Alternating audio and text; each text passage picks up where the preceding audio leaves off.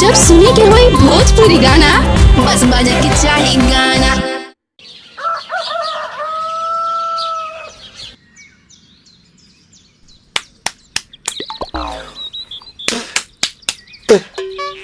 ताए भैया ताहे लरुआल बारा का कहीं रे मने नहीं लागत। मन में ता हो दिल बा, ओकरा से मिलला बड़ी दिन हो गइल बा। ते तला थे हो ओकरे से ओ तला थे ते तला थे थाप थाप बतावन ना मल दे आ था बुद्ध दैनी ये दो बात तो ही का हमारे भी दो दाल बा मिलवा दे मिलाऊ ना आवा थू ना।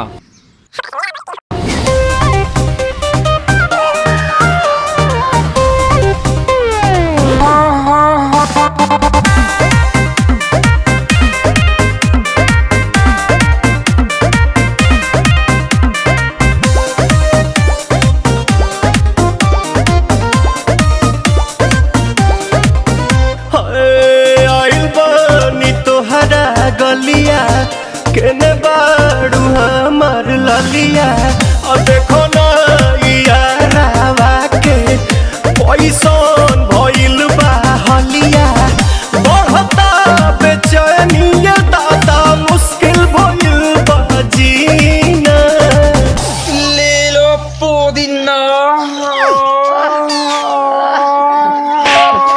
पुदीना लेला पुदीना लेला पुदीना लेला पुदीना भरिया के हसीना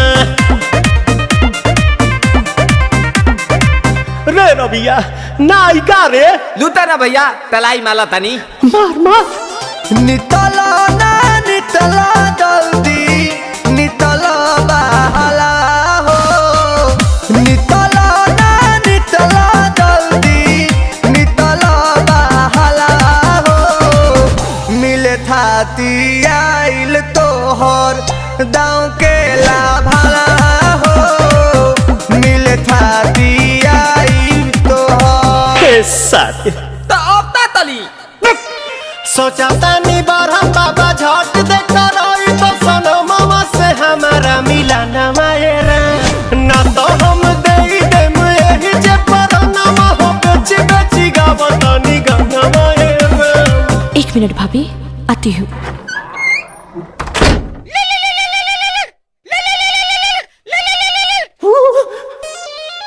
काहे लायल बड़ा मिले हो, भीतर से मान हमर हिले हो।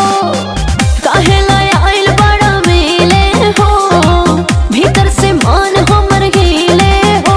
पाका रही पाका दुख बड़ी होई मोरी मैया जाए निरोदैया आज है भैया जाए निरोदैया आज है भैया जाए निरोदैया। हम ना जाए। अच्छा लो,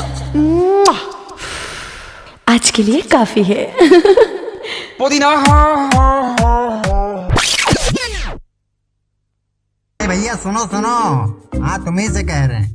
अब यहाँ तक आ ही गए हैं तो मतलब वीडियो अच्छी लगी है, और वीडियो अच्छी लगी है तो लाइक करना शर्माना कैसा। तो हमारी वीडियो को लाइक करें, शेयर करें और चैनल को सब्सक्राइब करना बिल्कुल ना भूलें। धन्यवाद।